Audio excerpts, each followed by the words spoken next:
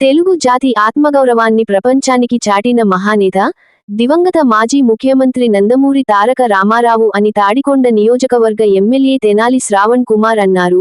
ఎన్టీఆర్ వర్ధంతి సందర్భంగా ఆదివారం ఫిరంగిపురంలో ఎన్టీఆర్ విగ్రహానికి ఎమ్మెల్యే పూలమాలలు వేసి ఘనంగా నివాళులు అర్పించారు.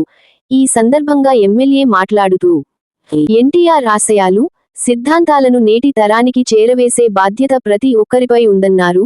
ఆయన ఆశయాలను కొనసాగిస్తూ ప్రజాసేవలో ముందుకు సాగుతామని ఎమ్మెల్యే శ్రావణ్ కుమార్ స్పష్టం చేశారు.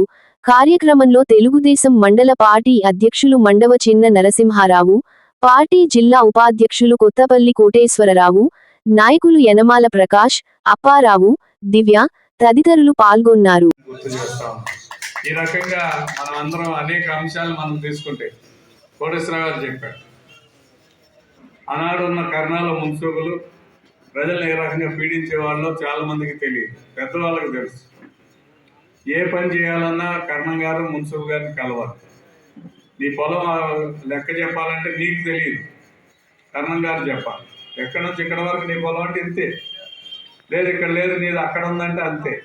అటువంటి పరిస్థితి నుంచి ఈ రాష్ట్రాన్ని ఈ రకంగా కర్ణాల మున్సూబులు పోయిన తర్వాత పరిపాలనని అందరికీ దగ్గరగా తీసుకురావాలని మండలాల వ్యవస్థ పెట్టారు. ఆ మండలాల వ్యవస్థ ద్వారా రాజకీయం రోడ్డు మీదకి వచ్చేసింది. సామాన్యులు చర్చించుకోవాల్సిన పరిస్థితి వచ్చింది. ఈ రకంగా రాజకీయాన్ని ఎక్కడో ఏసీ రూముల్లో, హోటల్స్లో, గదుల్లో కూర్చొని కాల్ చేయాల్సింది పేద ప్రజల అవసరాలు గమనించుకొని ఆ అవసరాలకు అనుకూలంగా రాజకీయం చేయాలనే ఆలోచనతో నందమూరి తారక రామారావు గారు రాజకీయాలు పార్టీని స్థాపించాడు.